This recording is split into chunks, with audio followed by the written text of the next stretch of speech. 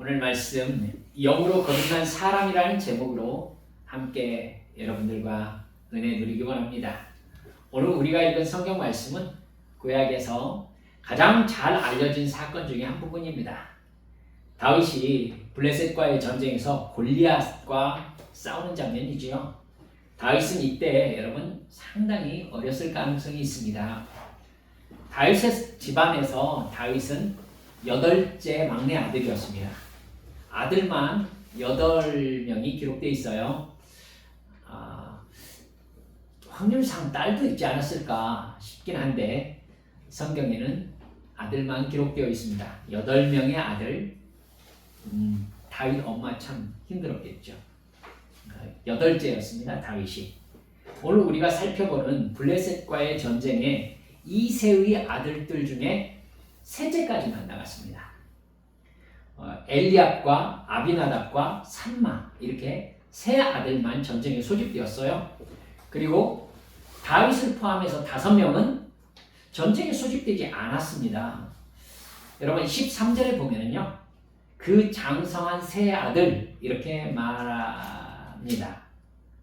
그러면 나머지 5명은 전쟁에 소집될 만큼 장성하지 않았다고 볼 수도 있는 그런 상황이지요. 이스라엘 군대 소집 연령은요 20살입니다. 민수기 1장 3절에 나와 있어요.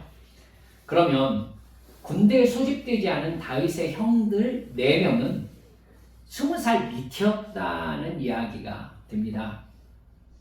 물론 여러분 신명기 20장을 보면요, 결혼을 막 했다든지 집을 막 지었다든지 포도원을 만들고 과실을 먹지 못한 사람, 혹은 전쟁에 너무 겁이 나서 두려워 떠는 사람은 전쟁에 나가지 않아도 된다라는 규정이 있어요. 근데 여러분 다윗의 형들 중에 부득이한 경우, 뭐 이를테면 결혼을 얘기를 할 수는 있겠네요. 뭐 20살 밑으로 결혼을 했었기도 했으니까 그런 경우가 있었다고 해도 여러분 최소 3명 정도는 20살이 안 됐다고 봐야 되지 않겠습니까? 최소. 그때 다윗의 나이가 그러면 15살 정도라고 봐도 무리한 이게 짐작이 아니라는 걸 알 수 있겠죠. 여러분 뭐 여담 비슷한 이야기지만은 두려워서 전쟁에 나가지 못했다라고 이야기하기에는요, 다윗의 집안의 풍채가 그렇게 하기엔 되게 어색합니다. 여러분들 이제 아시지만 다윗이 골리앗과 싸우겠다고 했을 때에 사울 왕은 다윗에게 자기 갑옷을 입혔거든요. 사울 왕은 키가 다른 사람이 자기 어깨밖에 되지 않을 정도로 키가 큰 사람이었습니다. 우리는 어렸을 때부터 꼬맹이 다윗이 엄청나게 큰 사울 왕의 갑옷을 입고 땅에 질질 끌리는 모습을 그림 그려진 동화로 이렇게 듣고 보았습니다만은, 여러분 사울이 정말로 정신 나간 사람이 아니라면 옷을 입지도 못할 꼬마에게 자기 갑옷을 입으라고 했을 리가 없습니다. 다윗은 사울 왕의 갑옷을 입었다고 했어요. 입고 걸어보다가 너무 큽니다가 아니라 익숙하지 못함으로 그냥 나아가겠습니다 이렇게 얘기했어요. 그러면 다윗의 몸에 사울의 갑옷이 맞았다는 얘기예요. 맞았다는 얘기입니다. 익숙하지 못함으로 라고 얘기했다는 것은 지금 다윗이 물맷돌을 들고 나가려고 생각을 하고 있었기 때문에 칼과 창으로 지금 골리앗과 맞부딪히려고 생각하지 않고 있었기 때문에 한 이야기입니다. 그러면 15세에서 최대로 봐도 17살이 되지 않았을 정도의 다윗의 덩치가 사울의 갑옷을 입을만 할 만큼 컸다는 이야기가 되는 겁니다. 여러분 사무엘이 맨 처음에 이새의 아들 중에 기름 부음 받을 사람이 있다라고 하나님께서 말씀하셨던 거 여러분 듣고 이새의 집안으로 찾아가지 않습니까? 여러분 아들들을 모았습니다. 그때 막내 다윗은 오지 않았어요. 맨 앞에 맏형 엘리압이 있었습니다. 그때 사무엘이요, 이 사람이구나 라고 생각했다고 16장 6절에 나옵니다. 그러니까 이 사람이 확실히 하나님이 선택한 다음에 왕이구나라고 생각할 정도로, 여러분 사무엘이 사울 왕에게 기름 부은 사람이잖아요.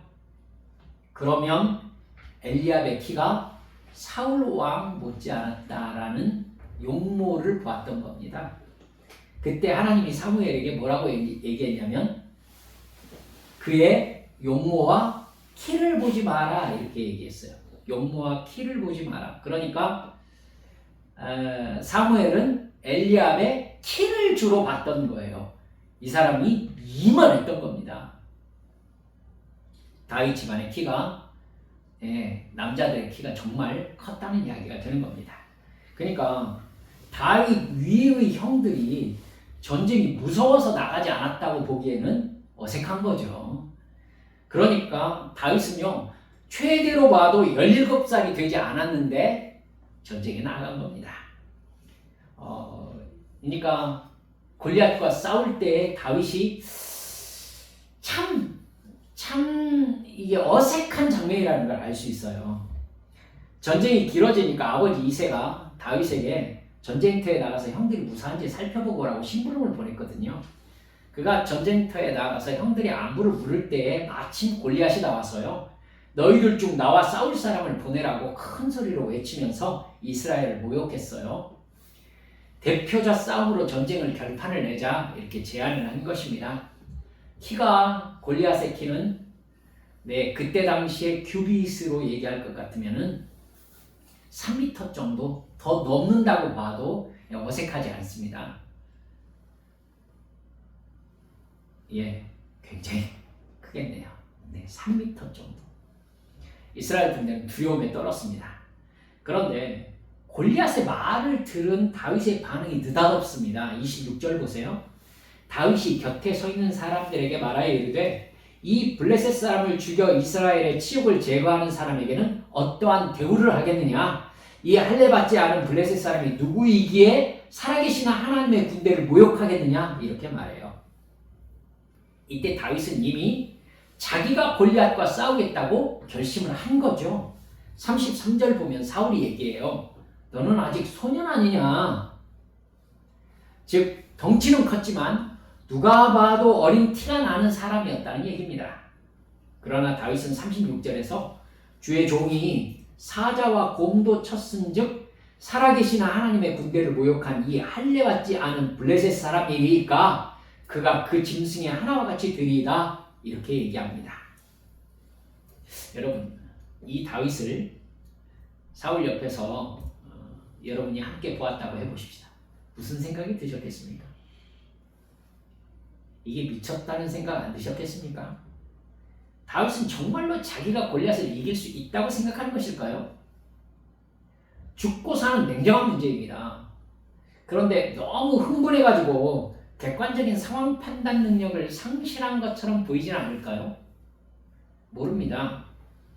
하지만 여러분, 이 부분을요, 그저 다윗의 엄청난 믿음으로 퉁쳐가지고 다윗이 위대한 인물이었다는 증거로만 사용하는 것은요, 너무 성경을 감정적으로 보는 거고 가볍게 해석하는 겁니다.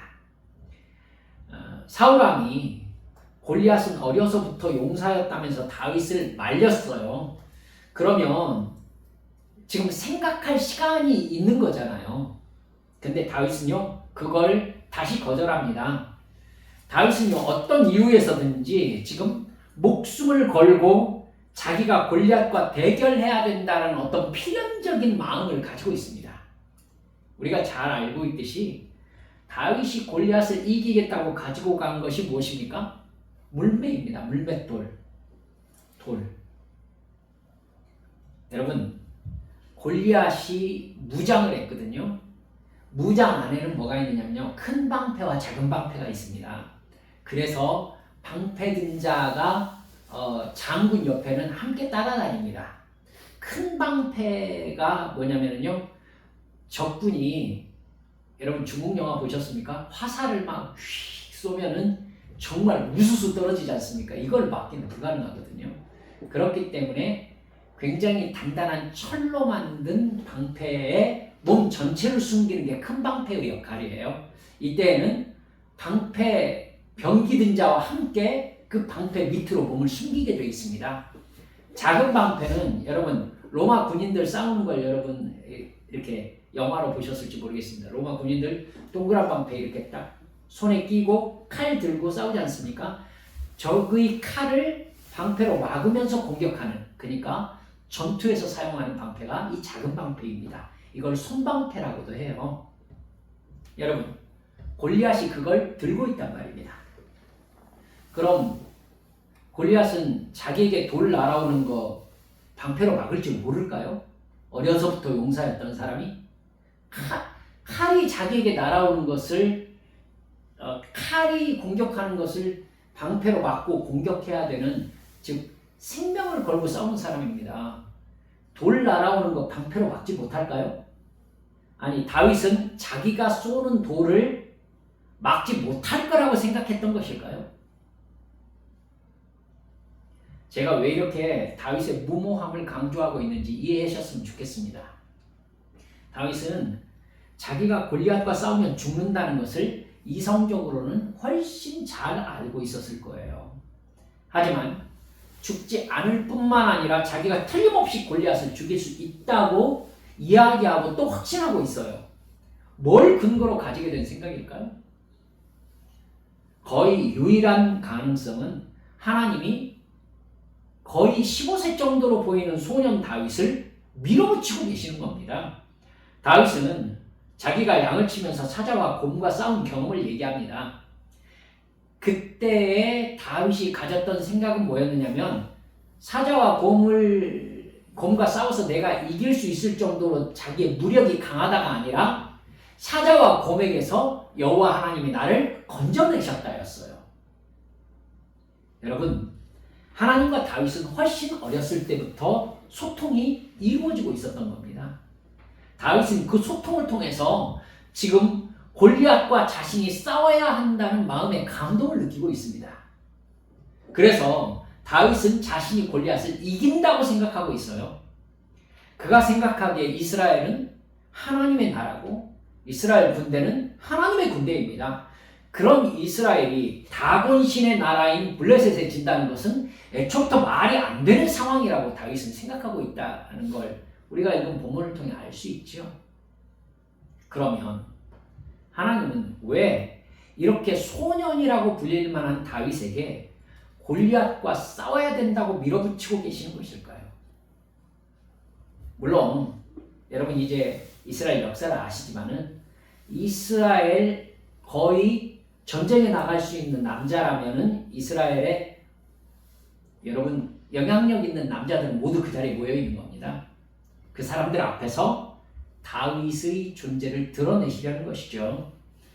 하지만 다윗이 이제 겨우 15살 남짓한 군대에 소집된 것, 그러니까 군대에 소집되지 않은 이 아이를 하나님께서 왜 굳이 그렇게 드러내셔야 했을까요? 하나님의 생각은 명확해요, 여러분. 여러분, 크게 보시면 첫째, 하나님의 말씀에 불순종하고 있는 사울 왕과 그 자리에 모인 이스라엘의 실질적인 지배계층에게 이 나라는 하나님이 다스리는 나라라는 걸 확실히 알려주기 위해서입니다. 예전에 사울 왕이 블레셋과 전쟁했을 때가 있었습니다. 여러분 기억하고 계시죠? 블레셋과 전쟁했을 때가 있었어요. 바닷가의 모래알 같은 블레셋 군사들, 병거가 3만 대나 되는 블레셋의 군사력이었습니다. 오합지졸과 같은 이스라엘 군사들은 두려움에 떨고 있었다고 성경에 기록되어 있고요. 사무엘이 도착해서 번제를 드려야 했지만은 7일 동안 나타나지 않았습니다. 하나님의 메시지는 분명했어요. 사울 왕을 극단적인 상황으로 밀어붙이셔서 자기의 인간적인 판단을 포기하게 만들고 계시는 겁니다.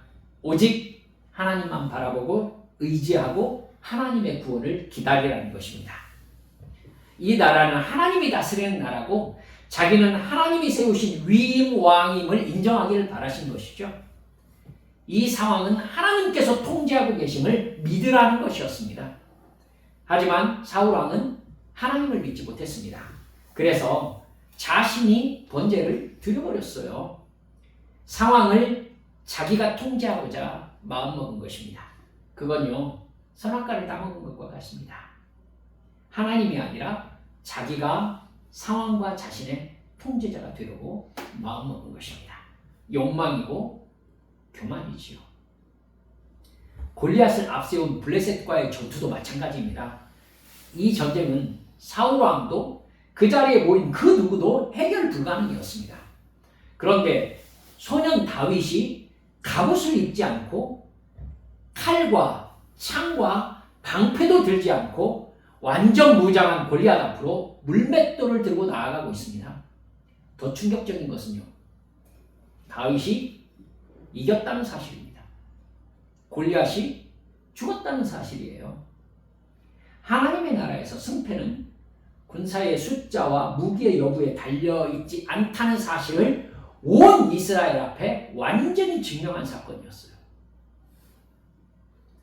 다윗에게 갑옷도 공격 무기도 갖춰져 있지 않으므로 오히려 하나님의 전능하심이 명확하게 드러난 것입니다. 그래서 완전 무장한 골리앗과 목동 차림의 다윗이 강력하게 대비되고 있는 거예요. 본문 45절에서 47절 보면 다윗이 골리앗에게, 우리가 읽었잖아요, 이렇게 얘기합니다.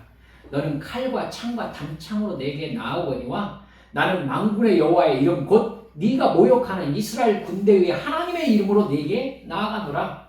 오늘 여호와께서 너를 내 손에 넘기시니 내가 너를 쳐서 네 목을 베고 블레셋 군대의 시체를 오늘 공중에 새와 땅에 들짐승에게 주어 온 땅으로 이스라엘의 하나님이 계신 줄 알게 하겠고 또 여호와의 권하심이 칼과 창에 있지 아니함을 이 무리에게 알게 하리라. 전쟁은 여호와께 속한 것인지 그가 너희를 우리 손에 넘기시리라. 성경에서 가장 용맹스러운 출정 이야기일 것입니다. 이게 다윗의 말은요, 어쩌면 조용한 전쟁터에 쩌렁쩌렁하게 울렸을 것 같습니다. 여러분, 골리앗이 나와 있고 그 앞에 목동 차림의 소년 다윗이 나아가고 있습니다. 이스라엘이, 거기에 모인 모든 이스라엘 군대가 입을 다물 수밖에 없었을 거예요. 숨을 죽였을 것입니다. 어떻게 될 것인가. 근데 그 앞에서 다윗의 이 이야기가 제가 생각할 때 아주 진짜 쩌렁쩌렁 울렸을 것 같아요. 다윗은 이 전쟁의 통제자가 여호와 하나님이시라고 명백하게, 명확하게 밝히고 있습니다. 하나님은 물맷돌로도 충분히 너를 처리하신다는 것이죠. 우리 하나님께서 바라시는 것은요, 이렇게 완전히 하나님만 의지하며 하나님께서 이 상황의 통제자임을 확실히 믿고 나아가는 목동이었던 겁니다. 사울은 처음에 그렇게 나아가는 다윗을 보면서 이제 죽겠구나 생각했겠지요. 하지만 그 맨몸으로 골리앗을 이기는 것을 보고는 엄청난 충격을 받았을 것입니다. 여러분, 물맷돌로 돌을 던졌을 때에 그것은 골리앗의 이마에 맞았어요. 이마에 맞았습니다. 투구가 어떻게 생겼는지 모르겠습니다만은 원래 투구는 눈썹까지 내려오거든요. 근데 이마에 맞았어요. 그리고 성경 원문에 의하면은요, 돌이 박혀 고정되었다 이렇게 되어 있습니다. 여러분, 돌 맞아가지고 뼈가 부서져서 그 안에 들어가지고 고정되는 게 저는 상식적으로는 잘 이해가 가지 않습니다. 상상력을 발휘해 본다면, 여러분 영화 보셨죠? 갑자기 하나님께서 돌을 골리앗 이마에 박아 넣으신 거라고 봐야 됩니다. 이거 골리앗이 거의 나무 넘어가듯이 넘어갔을 것입니다. 근데 여러분, 속력이 이렇게 팍 왔으면은 이렇게 넘어가야 하잖아요. 근데 골리앗은 앞으로 쓰러졌어요. 앞으로 쓰러졌어요. 여러분, 그의 이마가 땅에 닿은 것이죠. 왜? 그것이 온전한 굴복이기 때문입니다. 다윗이 달려가가지고 골리앗의 칼을 뽑아가지고는 골리앗의 목을 잘랐습니다. 여러분, 이 모든 것이 생각해 보세요. 그 자리에 모인 모든 이스라엘 백성들의 눈에, 뇌리에 슬로 비디오로 찍혔을 거예요. 얼마나 충격적인 장면이었겠어요. 지금 40일 동안 골리앗을 피해서 도망다니고 있었거든요. 근데 목동이 나아가가지고는 돌을 던져서 골리앗이 이마가 부서지고 자빠지더니 거기를 다윗이 달려가가지고 그 골리앗의 칼을 뽑아가지고는 목을 잘라버렸어요. 얼마나 큰 충격이었겠어요, 이게. 여러분, 이스라엘에서 전쟁은 하나님이 하신다는 것을 온 이스라엘 사람들이 눈으로 목격했던 겁니다. 하나님은 이걸 목적으로 하고 계셨었어요. 이스라엘 백성들에게 이걸 보여주시려고 소년 다윗을 택하신 것입니다. 소년 다윗을. 사울은 두려움에 벌벌 떨다가 어마어마한 충격을 받았을 거예요. 하나님이 진짜 왕이시구나 라는 걸 알게 되었을 것입니다. 둘째, 하나님은요, 이제 그 범위를 본다면 다윗 개인에게도 이 사건은 굉장히 큰 의미가 있습니다. 다윗을 사울처럼 극단적인 상황으로 지금 밀고 계세요. 왜요? 다윗도 이런 상황이 지금 다윗 인생에서 처음입니다. 그러나 그는 거부할 수 없는 영적 충동에 사로잡혀서 자기가 골리앗과 싸우겠다고 맨몸으로 나아가고 있어요. 하나님은 이 경험을 통해서 다윗에게 거듭난다는 것이 무엇인지를 가르치고 계시다는 걸 여러분 보셔야 돼요. 이미 다윗은 사무엘에게 기름 부음을 받았어요. 그에게 하나님의 영이 충만했습니다.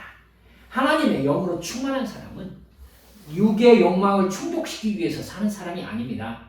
성령의 감동하심에 순종하며 사는 사람입니다. 성령의 감동하심과 육의 욕망이 충돌할 때에는요, 육의 욕망을 죽이고 성령의 감동하심에 순종하는 사람이 하나님의 영에 충만한 사람입니다. 거듭난 사람입니다. 하나님은 어린 다윗에게요, 강한 성령의 감동하심을 주고 계세요. 누가 봐도, 심지어 자기가 봐도 죽는 것이 확실한 감동이에요. 이대로 가면, 객관적으로 보면 자기가 죽는 게 확실한 상황입니다. 여러분, 성령께서 다윗에게 주시는 감동에 순종한다는 것은 다윗에게는 어떤 일입니까? 목숨을 걸어야 되는 것인 거예요. 내가 이 감동에 순종해야 된다. 하지만 감동에 순종했다가 죽을 수도 있다.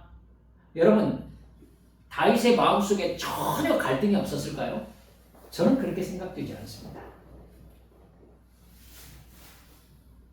근데 다윗의 마음 안에 이 싸움에서 반드시 자기가 이긴다는 생각이 드는 겁니다. 이 상황에서 다윗이 깨닫습니다. 하나님은 하나님의 통치에 순종하는 연약한 한 사람을 원하시는구나. 그 사람의 불가능을 배경으로 하나님의 놀라운 기적을 일으키시기를 원하시는구나. 그래서 하나님의 전지전능하심을 나타내려고 하시는구나. 나의 싸움 능력이 아니라 오히려 나의 무능함을 통해서 하나님의 전능하심을 드러내려고 하시는구나. 이 전투는 내가 소년이고 갑옷도 없고 무기도 없어야 오히려 하나님이 누구신지를 드러내는 상황이구나.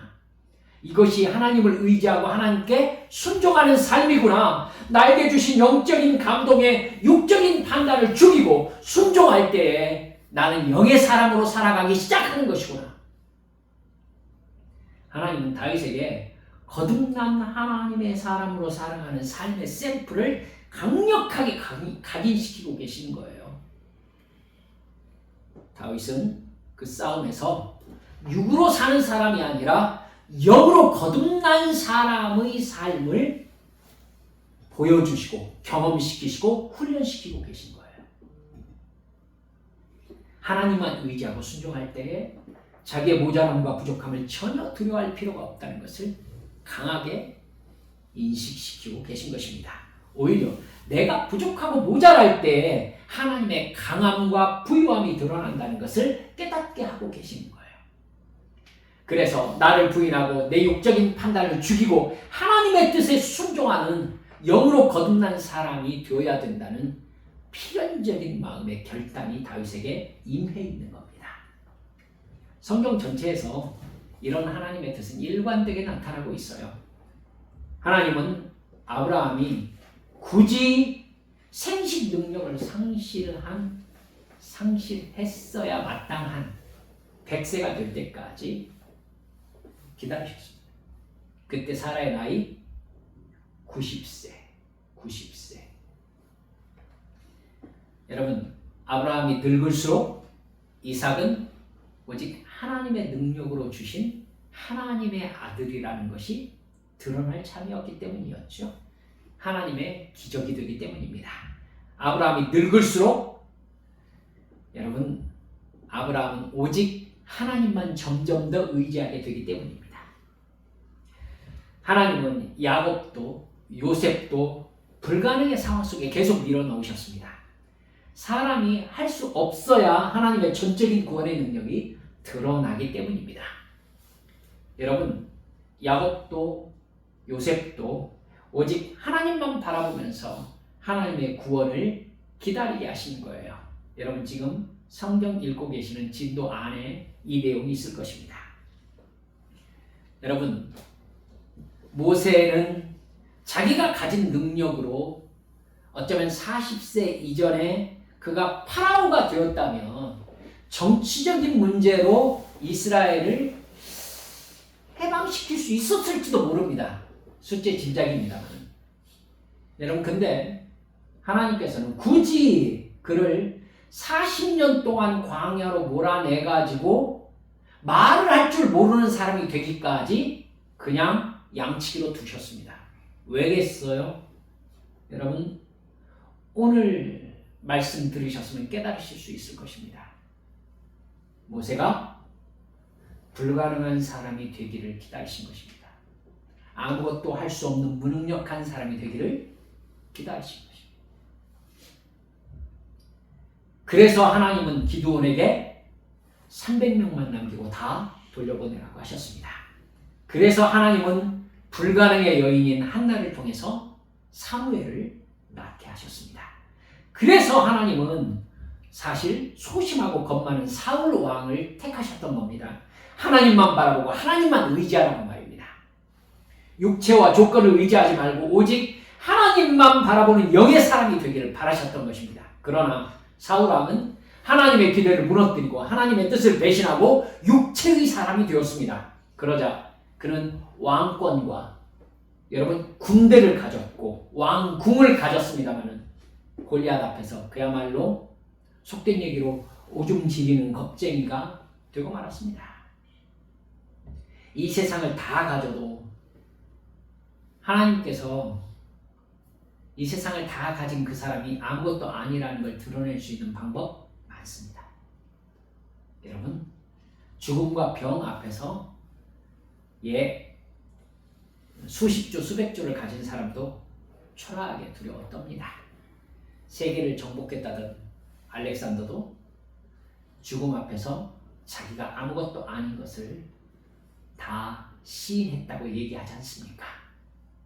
여러분, 하나님을 믿고 의지하는 사람은 속된 말로 오늘 먹고 죽을 것이 없다고 해도 두려워하지 않는 겁니다. 우리 분명하게 깨달았으면 좋겠습니다. 우리도 다윗처럼 성령으로 기름 부음 받았습니다. 하나님은 기름 부음 받은 우리를 오직 하나님만 의지하고 기다리며 하나님께 순종하는 상황으로 밀어 넣으시면서 내가 어떤 영적 결단과 순종을 해야 될지 감동하십니다. 사울은 기다려야 했지만 기다리지 못했습니다. 그러자 그에게 성령의 감동하심은 중단되었습니다. 다윗은 성령의 감동하심에 목숨을 겁니다. 상황은 하나님께서 통제하고 계시고 승패는 군사력이나 무기의 여부에 달려있지 않음을 다윗이 정말로 배웁니다. 그 배움으로 다윗은 사울에게 쫓기면서도 여호와 우리 주여, 주의 이름이 온 땅에 어찌 그리 아름답습니까? 이렇게 찬송할 수 있을 만한 믿음의 담대함을 가진 사람이 되었던 것입니다. 다윗이 골리앗 앞에 나아갔던 모습처럼 우리의 무능력이 하나님의 손에 붙잡히면 오히려 하나님의 전능하심을 더욱 확실하게 드러내는 도구가 됩니다. 이 사실을 사도 바울은 고린도후서 12장에서 명확하게 우리에게 다시 각인시켜 줍니다. 사도 바울이 자신의 병을 고쳐달라고 하나님께 간구하자 하나님께서 뭐라고 하십니까? 고린도후서 12장 9절 말씀에 보면 나에게 이르시기를 내 은혜가 네게 족하도다. 이는 내 능력이 약한 데서 온전하여짐이니라. 할렐루야. 내가 연약할수록 하나님의 능력이 더 온전하게 드러난다는 것입니다. 그 후로 바울 사도는 오히려 크게 기뻐함으로 자신의 연약함을 자랑한다면서 내가 약할 때 정말로 강하다는 사실을, 그때가 바로 내가 가장 강할 때라는 사실을 깨달았다고 고백합니다. 사랑하는 우리 한미 식구들 여러분들, 역시 하나님은 나를 영의 사람으로 만들기 위해서 나의 육의 생각을 죽이신다는 것을 기억하셨으면 좋겠습니다. 나의 고난과 고통은 사실 나를 낮추셔서 하나님만 바라보고 의지하고 순종하게 만드시려는 축복이었습니다. 내 인생에서 하나님이 하나님 되시는 무대를 만드시는 것입니다. 그 무대에서 사울 왕은 하나님을 거부했고 다윗은 하나님이 하나님 되시도록 하나님께 자신을 온전히 드렸습니다. 우리 한미 지체들도 영으로 거듭난 사람으로서 육의 욕망과 판단을 십자가에 못 박아 죽이고 하나님의 말씀에 전적으로 순종하는 믿음의 사람들 모두 되시기를 주 예수님의 이름으로 축원합니다. 우리 시간 함께 기도하시겠습니다. 골리앗을 앞에 둔 다윗, 그리고 이 상황, 사울이 보고 있고 전 이스라엘이 보고 있는 상황입니다. 하나님께서 무엇을 작정하셨는지 한번 다시 돌아보셨으면 좋겠습니다. 여러분, 하나님이 다윗을 통해서 이스라엘에 무슨 이야기를 하고 싶으셨어요? 그리고 다윗에게 하나님이 무슨 말씀을 하고 싶으셨어요? 사랑하는 여러분들이요, 하나님이 그때의 하나님께서 오늘도 우리에게 살아계십니다. 우리의 어려움은 하나님 앞으로 나아가서 하나님만 의지할 때 하나님의 살아계심을 증명하는 도구가 될 것입니다. 그러니 두려워하지 마시고, 그리고 나의 모든 상황의 통제자가 하나님이심을 믿고 내가 마음이 평안할 때, 삶의 환경이 괜찮을 때도 절대 교만하지 않고 주님만 의지하는 참 믿음 내게 주시라고 이 시간 주님 앞에 함께 동성으로 기도하시겠습니다.